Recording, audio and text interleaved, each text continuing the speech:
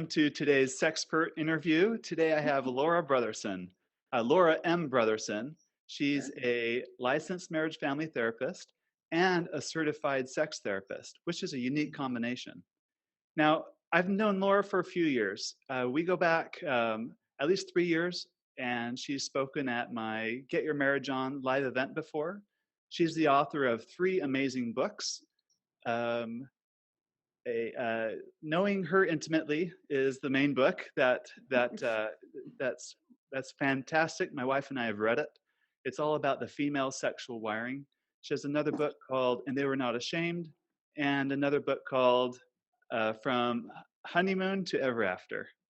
So Honeymoon to happily from the ever honeymoon after. to happily ever after. Thank You got it. you. Yep. And Laura, you'll like Laura because she's a firecracker of a personality, lots of energy, and really passionate about sex. So, Laura, today we get to talk about sex. We got to talk about sex today. How fun is that? You know, Dan, you know how I start all these, right? Yep, I had to take your line there. No, it's good. I shouldn't have interrupted your line. That's great. So, Laura, I'm interested. How did you get into this? Like, did you always want to be a sex therapist? Like in high school when you did the aptitude test, is that like scored high for you? Like, what got you into it? Wouldn't that be funny if that was true? No, back in high school though, I did know that I wanted to be a marriage counselor. So that was already on tap. I figured out I wanted to be a sex therapist probably after I was teaching a course. I taught a course on strengthening marriage, just kind of an institute community courses kind of thing. And a third of the material was about sex. And I was like, I need to get this information out there more. And people were just so hungry for that information when I was teaching that. And so when it came time to teach that class again, I was like, you know what, I need to put this in a book so I can reach a lot more people, which we're just going on our like almost 100,000 copies of that first book. So Wow, congratulations. like, that's a lot more people I need to reach than just what I can in a class. But so I just realized there that I needed to get it into a book, and I needed to and then when I wrote my first book, I didn't even have my master's degree yet. I still just had my bachelor's degree in family science, marriage and family therapy precursor. And so I just knew that was something I probably needed to get into. And then as I was getting my master's degree later on in marriage, when my youngest went into school, then I just knew I needed to be a sex therapist because there weren't any out there. And I mean, when I lived in Idaho, I was the only certified sex therapist in the state of Idaho. And even in Utah now, there's a handful only. So I just knew it needed to be done. There wasn't very many people that were doing it. There aren't very many people that want to do it. I you know me, Dan, I'm kind of fearless. I'm not afraid of anything. I'm a total extrovert, as you know. Uh-huh. And it never was a scary thing for me. It was just, let's do this. That's great. That's good. I know you've talked in the past about you've had some personal transformation you've had to go through yourself. Oh, sure. You did a lot of journaling. Sure. You had an event with some postpartum depression a little bit, and how sex kind of helped you get through that a little bit more too. Do you want to speak on any of that? Yeah, I almost forgot about all that. I literally almost forgot because, I mean, yeah, it was part of my personal journey as well. Like I said, I already knew I wanted to be a marriage counselor, but then when real life happens and I'm like, oh my goodness, my husband really likes this sex thing. And I thought I did, but it's not that big of a thing and not that much on my mind. So I'm going to have to figure this out if I want to have this awesome marriage that I'm going to try to go teach everyone else to have. So yeah, then I did have to dive in, and I basically created the wheel that I can now share with other women and men, couples, so that they can have what I've learned how to create through my own experience and through, learning, education, and knowledge. Great. Well, let's talk about your wheel. I think it's there's 12 steps to it, and they all start with the letter T. But we've read in your book, Knowing Her Intimately, which is a great title for a book. Yeah. With the word "know" kind of a nod to the biblical term to know someone. Yeah. I like that. The The biblical term for sex, right? yeah, People right. don't always know that's the word for sex in the Bible, to know. Yep. Yeah, that's great. Would you give those reading or watching this or listening a brief overview of your 12 T's? Yeah, yeah, They build on top of each other, and it's yeah. excellent, I think. Yeah, so this is, we're referring now to this book, Knowing Her Intimately, which literally what I did, Dan, is I just wanted to say, okay, I can't get at, this is my second book, I can't get at people enough. I don't have enough time to see people. I already have a huge wait list all the time anyway. And so I was like, okay, what can I do to put all of the parts of sexual wholeness for women in a book? And so that, and then walk them through very practical application. I'm more of a hands-on gal than a theoretical gal, and so Uh-huh. I take the theories and put them into practice for people. That's my forte. That's what I do, just because I'm an action girl.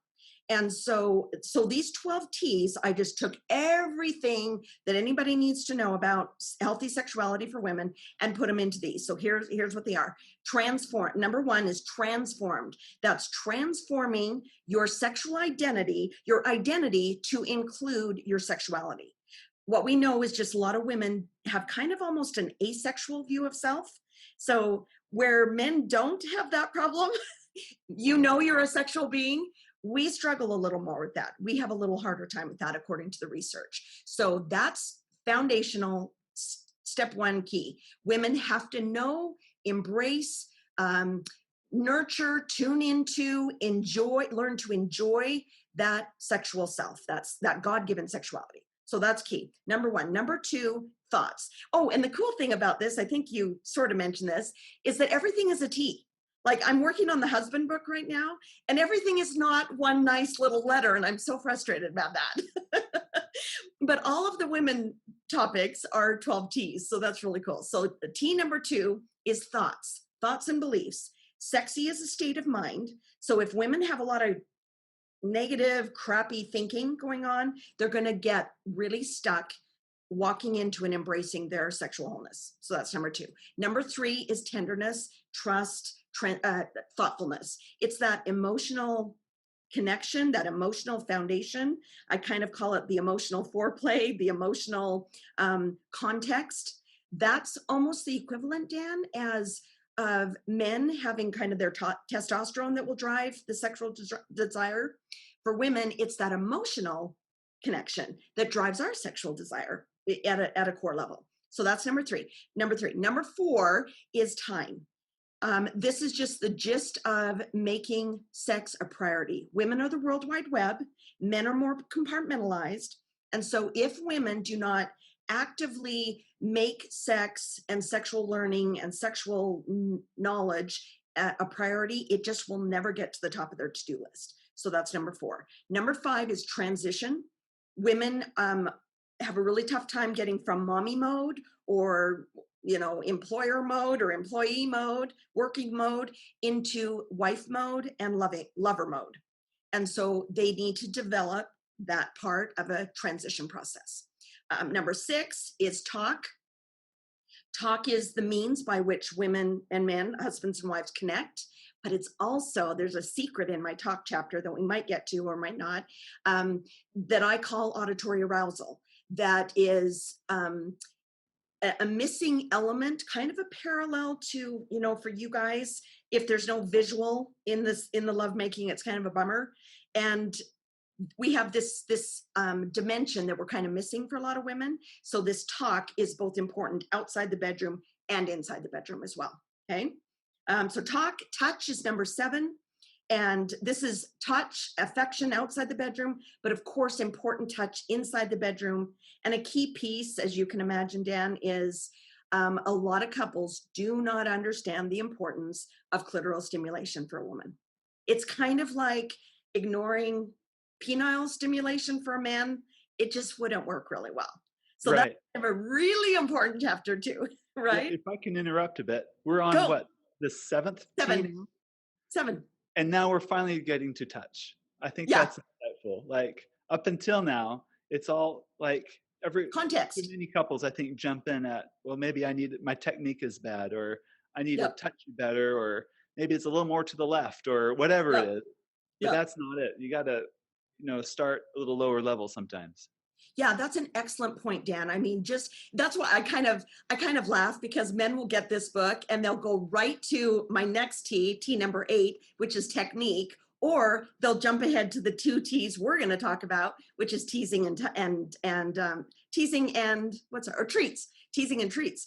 And so it's just kind of funny, because if you think like a man only and you do not get this female information, you are going to be in big trouble, because you just aren't going to know how your wife is wired in a way to really connect. Because yeah, men are going to dive into a technique or a position or something, or some kind of novelty thing, whereas they're missing the first half, which is all contextual, mostly emotional.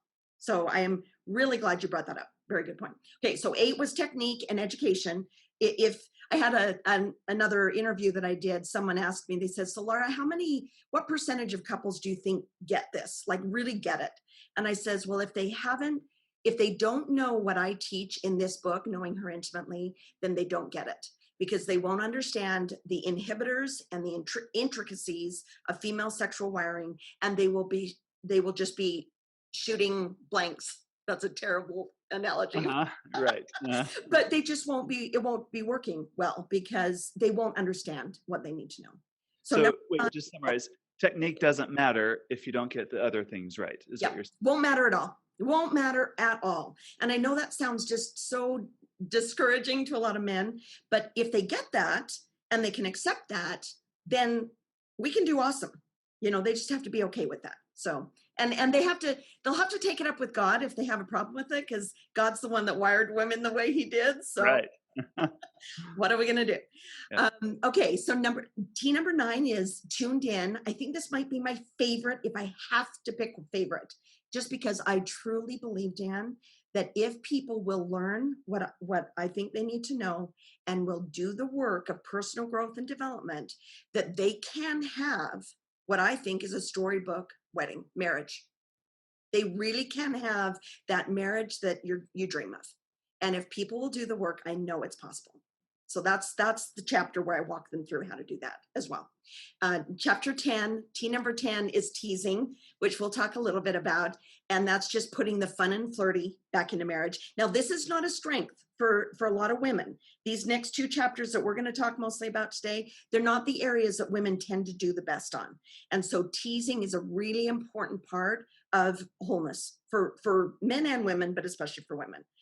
T number 11 is treats. And that's just, I was on KSL and we did an interview just on marriage and long-term marriages. And we talked about how sad it is that so many of our marriages die after 20, 30 years, empty nesters, because they just are, they've lost the spark. They've lost that fun that we're going to talk about. And so if we don't add in some of this novelty and fun and adventure, like we're going to talk about today, then we're going to really struggle as we get further down the marriage train, So, Great. and that's an important part you get. And the last one, 12, another favorite, transcendence and surrender.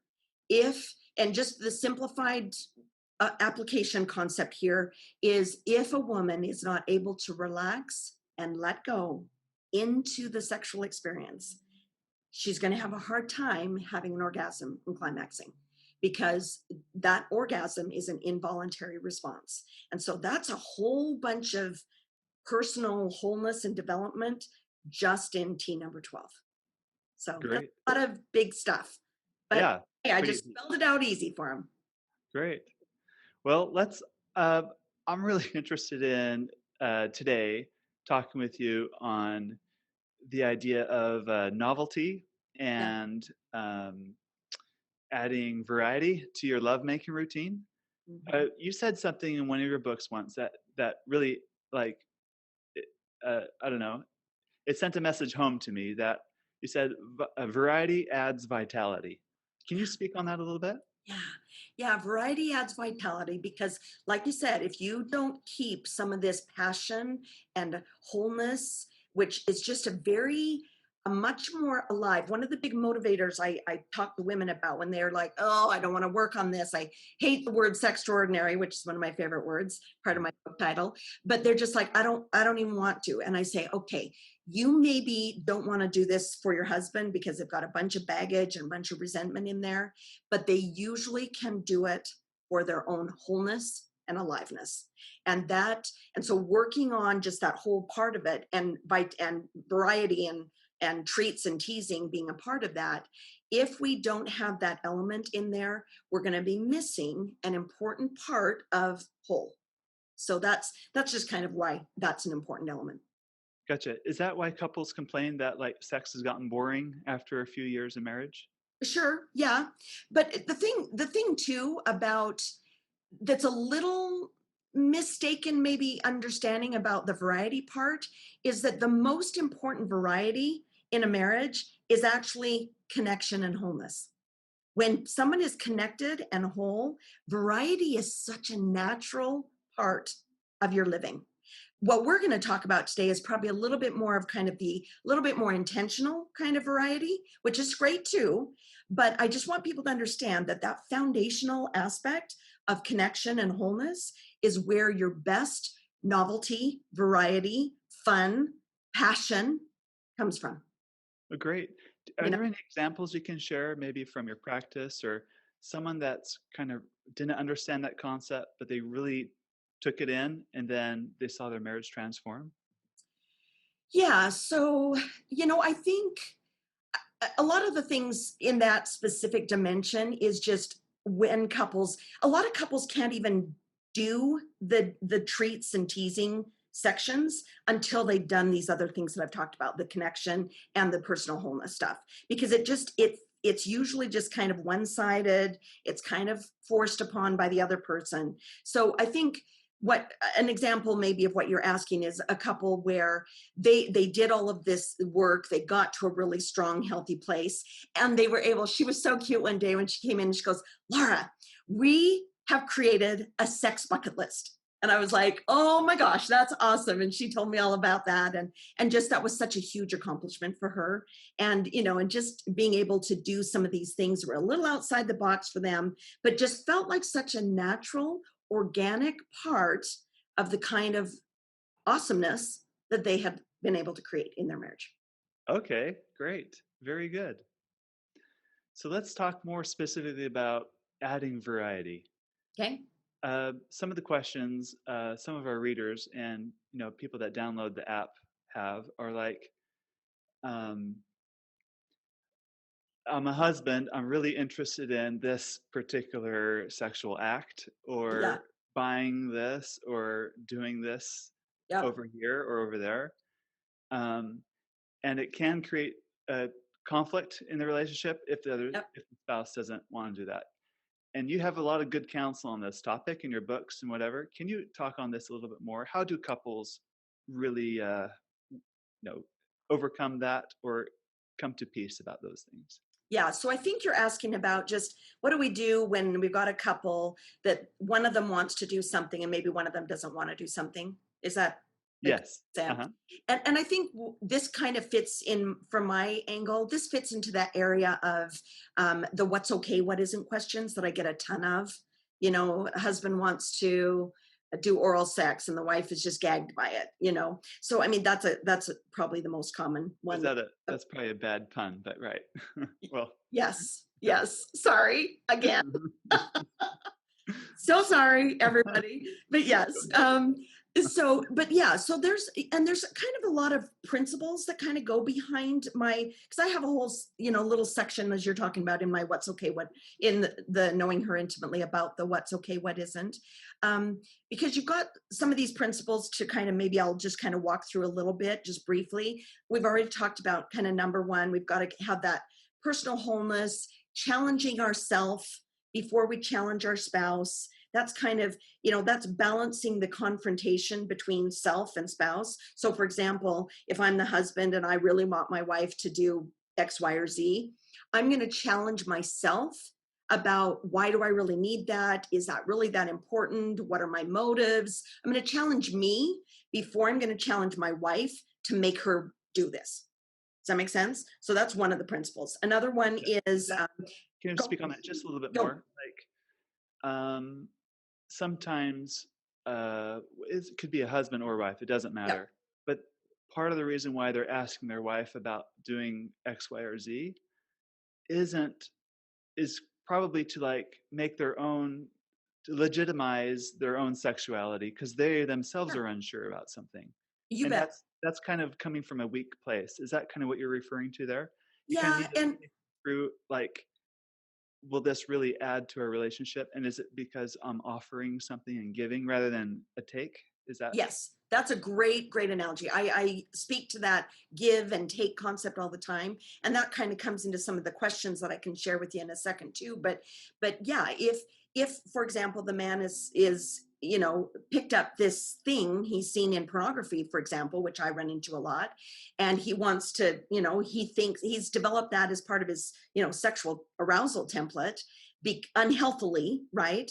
And then he's kind of wanting to put that upon her, but it is something that feels off or demeaning or uncomfortable or disgusting or whatever to her, then yeah, that's kind of why it's important for him to challenge himself instead of challenge her, to say, okay, is this coming from porn? Is this coming from a desire to legitimize and validate my own sexuality? This is why my last book that I'm going to write is the husband book, Knowing Him Sexually, where a big part of what I talk about in there is helping men learn how to get validation from themselves and from God about their sexuality, so they aren't seeking it outside of themselves.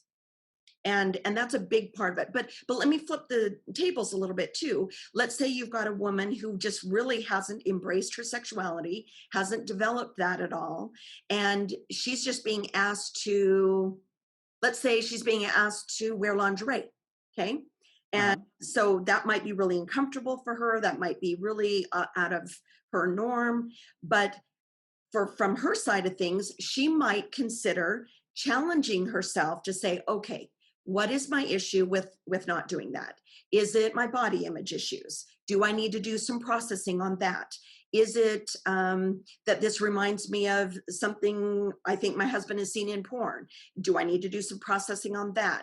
I mean, so it's just kind of this balanced self-confrontation, which is kind of a term that, you know, clinically we use for differentiation, self-differentiation. And it's just kind of a balance between, are we equally challenging each other, ourselves, and not just one person always kind of giving in and one person always taking. So I think that's kind of what you're asking, that's great. right? Yeah, I've heard it said another way, and that's creating a marriage where there's room for two people. I like Yes. that idea. It's not just all me and it's not all you. Yes. Both people need to work at that all the time. Yes. Yes. And Gotcha. Dan, that's what I would call a sextraordinary marriage. Two whole, I mean, the analogy I use is we come into marriage kind of as two half people. We come to marriage, we feel like, oh, I've finally come home. I feel complete. Complete me. You complete me, like Tom Cruise says in some Right. movie that I haven't seen. But anyways, you complete me. But what God really has in store is that in marriage, he's wanting you to become two whole people who can then become one. Right. And so that is, and that's two separate individual humans that we know how to show mutual respect for each other. Let me run through a couple of these other thoughts too. So working through inhibitions, kind of like what we talked about, women have to work through some of those inhibitions if that's their issue.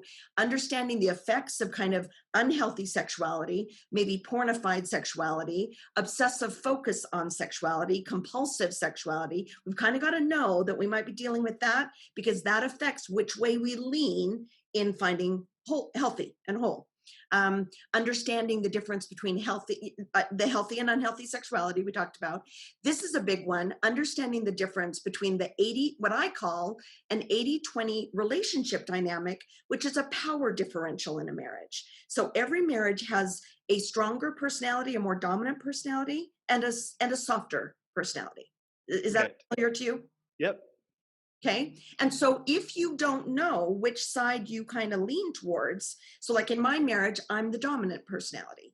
I'm what I call the 80%er. My husband is the 20%er. So if in my marriage, I always get my way sexually, I always get my way outside the bedroom, then I have an unbalanced marriage.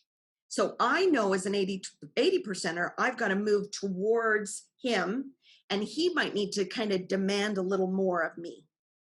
Okay, Got does it. that make sense? And that's Right. important too. So I think those are kind of the main ones. Just understanding the concept of mutual respect and agency, because again, if either person is basically making demands on the other person, even if they've got illegitimate reasons, then you're messing with someone's agency, and you're going to create resentment and unhealthiness in your marriage. Okay. Gotcha. And long term, that's going to hurt more than Yeah. help. Yeah. And so now, now from this point, Dan, I know I'm being a little bit more deep than maybe people are used to hearing on something like this, but this is what I do for a living, is which is probably what you wanted. But now we're going into questions like, what's the purpose of this behavior? Does either spouse feel demeaned or objectified? Does either spouse demanding or seem overly obsessed with this particular thing? What's the long-term consequences of having this behavior? Is it going to strengthen long-term or weaken long-term? So we've got some of these kinds of questions. That there's 9 questions that I walk people through in the book, so that they can walk through and figure this stuff out, because it's not stuff you can ask a bishop or even a friend. Really the only person you can help you with if you get stuck is a marriage counselor or sex therapist. Gotcha. That's good. Right? All right. Let's say you're a couple and you, I guess the stigma is, if you want more ideas of what to do in bed, you have to look at porn to get ideas. Oh. What if you don't look at porn, you don't want to look at porn, and you want ideas of new fun things to try because you already worked, you've already done the work, but like where's a legitimate place for people to go get ideas? Yeah, well, that's why I've written 3 books, Dan. That's why you've created a really awesome app, is because like chapter 11, treats, I've got a whole list of all of these different categories of creativity and novelty and adventure that people can use to then together kind of brainstorm their own kind of bucket list. And let me just run through some of these for people, Yeah, because let's do that. the cool thing, Dan, is that all you have to do is something different than you normally do to fire those cylinders in the brain of novelty and fun and adventure. So all we have to do is something different. So here's the thing. So locations, have sex in a different location. Duration, spend a different amount of time than you normally do. Time, have sex at a different time of day. Instead of always at night, do it in the morning. Speed, maybe it's usually just a real fast quickie. So now we're going to spend 2 hours of luxurious, long-term gourmet sex lovemaking. Intensity, kind of the quickie intensity versus just the slow and soft and subtle, change it up. Positions, there's a bunch of positions. That's usually the go-to that most people go to. Yeah. That's just one of many things. Scenarios, this is one of my favorite things. It's kind of attached to my auditory arousal that I talk about in the book. But just with that auditory stimulation where you're maybe role playing a scenario, role playing having sex on a beach. I mean, people would be amazed at how many great places you can have sex because you're just doing it in your mind. Gotcha. And sharing it. And that's like super. You can have sex in a phone booth, but actually in the closet of your house. Kind of a concept, yes, right? Yes, Okay. yes. So great. Scenarios, change up your foreplay. If you always do this, this, and this in your foreplay, do this, this, and this instead. Do something different in your foreplay process. Change up your ambiance. Add in some lights. Add in some candles. Do you have bedroom music? Do you have mood music? I'm amazed at how many people do not use music in lovemaking. I mean, that should be a given, especially for how women are wired. Are you like Mozart or like Bach? Is that kind of what you're thinking? No, not exactly. It could be. It could be for someone. I don't want to dismiss that. But normally in one of the modules in my sexual wholeness course for women, one of the lessons is to sit down and just go find a couple of songs, listening to the radio, listening to just music, where you kind of get a little bit of a romantic feel when you listen to it. then those songs are what then you would use as bedroom music. And it's going to be so different for everybody that you're going to have to figure it out on your own, right? Right. But I mean, that makes a huge difference. And the biggest struggle that women have is staying focused mentally in the act of lovemaking. Because, you know, guys start to get a little bit turned on and they're all in. Whereas we take we're a slower warm-up time. And so we're more easily distracted until we get further up the arousal scale. And so that music can just help distract you from your thoughts that a woman otherwise is having. Like, can the kids hear us? Did I lock the door? What am I going to make for breakfast tomorrow? Did I put that on my grocery list? That's what the brain does if we're not able to mentally discipline, which is chapter 2, T number 2, thoughts that women have got to develop, that mental self-discipline. So music can be a secret weapon. Yes. Yeah. Oh, Dan, you're kidding, but you're not kidding, because this is a big thing in my mind, that women and men have no idea what a huge secret weapon sex can be in a healthy marriage. It's huge, because it just makes that couple really kind of unstoppable and cemented together in a very powerful way. So yeah, you're kidding, but it's really a big deal, you know? Okay, is that enough, or do you need more? Let's go for more if you have them. Okay, I've got more. Okay, so different, oh my gosh, yeah, I even brought visual aids for you, Dan. This is great. Okay, so senses. Let's change up the senses. Oh, absolutely, yes. I didn't have any chocolate syrup at home, or I would have brought that too. Just anything to change up the senses. And this is something that I gave out to our ladies at our course, in our online course, just a blindfold. You'll be amazed. I challenged all of the ladies in the course to just have sex blindfolded once, because when you change your senses, it just changes everything. Just one of them. There, you know, you've got multiple different senses to change up. Change up who initiates. If he always initiates, see if we can get her to do initiating sometimes, or change that up. Make out instead of have sex. Have a date where you're just going to make out, and you both know it. It's not going to go anywhere else. Pressure's off. Got married, right? That's great. It changes it, and it's super fun too. You know. Let's see.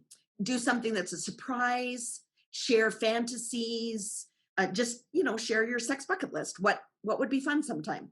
Oh, this cute girl that was one of my clients, and she said, so Laura, what we've been able to do so far, and this is great for anybody's sex bucket list, she says, we've had sex out in the backyard in a tent. That was super fun. Fairly safe. And so they just together came up with fun ideas like that they could do. That's great. That's great. Isn't that fun? I remember another story in your book about a husband that wanted to have sex in a car. That was on his wish list. She was uncomfortable at first, but she really did mentally process well, maybe I would be comfortable with this under these circumstances. Right. So she thought about what would be okay for her. Yeah. And when she kind of surprised him with it, this is what we're going to do tonight. And she was even more comfortable than he was at the idea, because she had thought through what's going to make it great. So yeah, it's so funny. Yeah, it's kind of funny how men sometimes are kind of the ones with the ideas, but when women really develop what I call this mental self-discipline, and that they can do, the mind is such a powerful thing. When people master their thoughts and beliefs and feelings, which why I'm a huge fan of another book called Loving What Is by Byron Katie. It's a profoundly transformative way to think, so that you just are master of any negative thought that comes into your mind. You immediately have the skills and the tools to get rid of it and stay in awesome. That's great. Yeah. That's good. So important, especially in a sexual relationship. Yeah. Yeah, for sure. Great. I want to talk to you about what you think about toys and vibrators and things like that. Yeah, sure. That, there's just a lot of, it's just another important area of having variety and fun and playful and flirty. I think toys can be super helpful. Again, everything, Dan, that we're talking about here today really comes down to two key things. If a man has developed his sexual self-mastery, bridling and mastery of that drive, if a woman has developed and embraced her sexual self, her sexuality. And so when you've got that foundation, then adding in a toy or a game or a fun app like yours or any of that, it's just again, just an organic, natural part of healthy lovemaking, you know? And, you know, vibrators, again, I've got clients that vibrators are kind of they're not just a toy, but a go-to because they've just had a hard time figuring out how to have an orgasm without it. And, you know, they were either far enough into marriage and had never had an orgasm, or they were older in marriage and had a little bit more, you know, variability in how things worked out, that the vibrator just provided a wonderful kind of support system for them that Yeah. just made, and again, when you go back to some of my what's okay, what isn't questions, what's the long-term outcome of this vibrator? Well, in their case, it was to strengthen their marriage. So that's how you can kind of gauge all of these questions about, you know, vibrators, lingerie, you know, anything else you want to add. Gotcha. Yeah, it was introduced to benefit and help the Yeah, relationship, not at all to take away or threaten or replace. It's, right. I guess, it's all done in the spirit and like the state of your heart, like Yeah, as for why you're doing that. yeah. That's great. The question I had, Laura, is there a limit to novelty seeking? Like, can it get out of hand where you're just seeking novelty all the time and it's harmful for your marriage? Yeah, you know, obviously I specialize not just in sex therapy, but kind of sex addiction stuff. And so there are times where unhealthy novelty seeking often comes in a vein of somebody being kind of obsessed with a particular thing.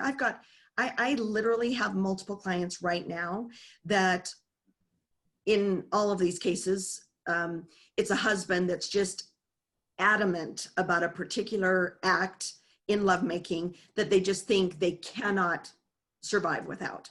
And it's creating all kinds of just unhealthy relationship dynamics, as you can imagine. And so it's just kind of that obsessive kind of over focus on one particular act as opposed to the relationship that gets in trouble. And I also see that, and that doesn't have to be porn related, but I also see it often being porn related where, you know, you've developed, you know, porn messes with your sexual template. And so you develop a different arousal style and desire, you know, template. And so then you just feel like that's the only way you can be satisfied. And Uh-huh. then we kind of have to undo some of that, and that makes kind of that unhealthy version. The healthy version of novelty seeking, though, is where it's a mutual thing. It's a shared thing where, and again, it's not going to be very possible if we haven't done those two pieces where men have developed that sexual self-mastery and women have done that sexual self-development. And so from that foundation, then when we move towards, hey, let's create a sex bucket list together, then it's a very healthy, what else would be fun to try, you know, kind of thing. Okay, great. Make sense? Uh, Maybe this is a bigger topic for another Fine. time, but if you are a person that has a that has a past of habitual pornography use, Yeah. and you want to move into something a little more healthy, Yep. but that's still in your mind or whatever, how do people get through that? Yeah. Does That's it a, just take time and healing, or? yeah, I mean, that's kind of what addiction recovery is all about. So it's kind of a whole nother animal. I mean, we could write a whole book on just on that, of course, which a lot of good people have done. But maybe a simplified way to think about it is just you're most likely going to have to get into some kind of. I'm such a huge fan of the 12-step program. I wish everybody would have enough of an issue on something that they would get into the 12-step work, because it's such a wonderful way to learn how to turn to God and to partner with God in such a profound way that I almost feel a little bad for people that haven't had a struggle in that kind of a way, and so they don't even know to go in that direction.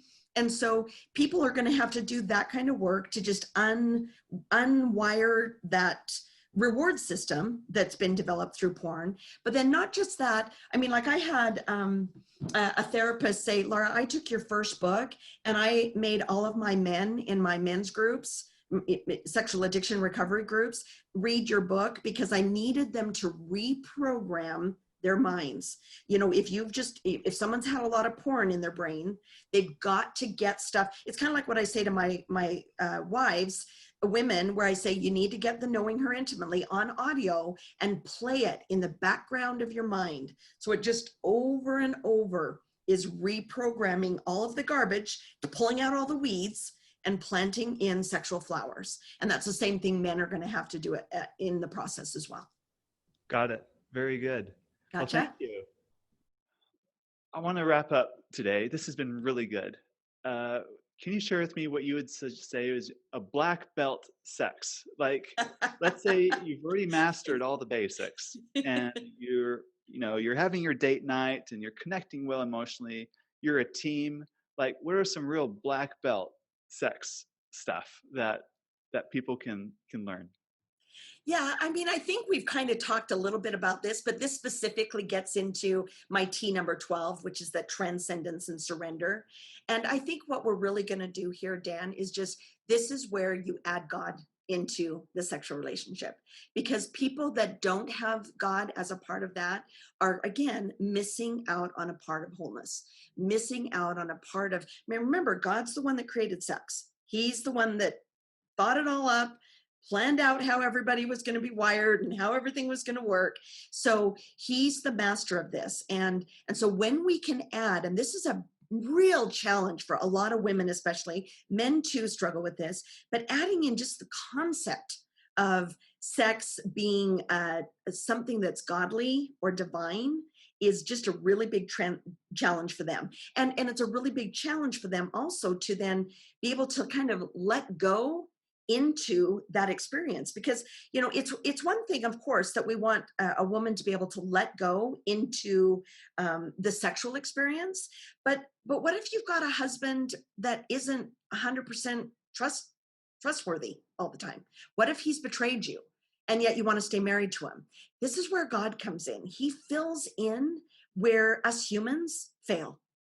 Gotcha. And now you're able to kind of connect with and feel securely attached because you're as securely attached to God. And so that transcendence of letting go into the sexual experience is one level, but letting go into a connection with God is a whole other level that then makes you very immune to each other's idiosyncrasies and in each other's toxicities even.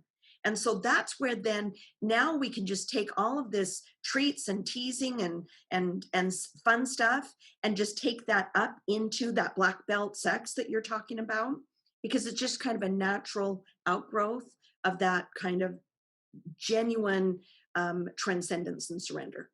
That's great. Well said. That's excellent, Laura. Thank you. Yeah. Where can people find you or learn more about your work or your books, your podcast? Yeah. So, I mean, my main website is strengtheningmarriage.com, and my counseling website, where I think we're nearly at 200 resources there as well, is the Marital Intimacy Institute.com. Actually, it's just maritalintimacyinstitute.com. And so those are my two main places. I'm on social media, Instagram, Facebook, Twitter, Strengthening Marriage or Strengthen Marriage. I think Twitter is Strengthen Marriage. And so people can find that, find me anywhere there. And my books are available anywhere, and especially on my website, strengtheningmarriage.com, and Amazon and stuff like that. So, and my podcast, the Marital Intimacy Show is the other place, .com as well. Excellent. Yeah. Very good. Well, thank you. And we'll catch you again another time. Yes. Wonderful talk to you, and good luck for all of your listeners. I hope they can have a sextraordinary marriage. Okay? Yes. Yep. Thanks. Take care.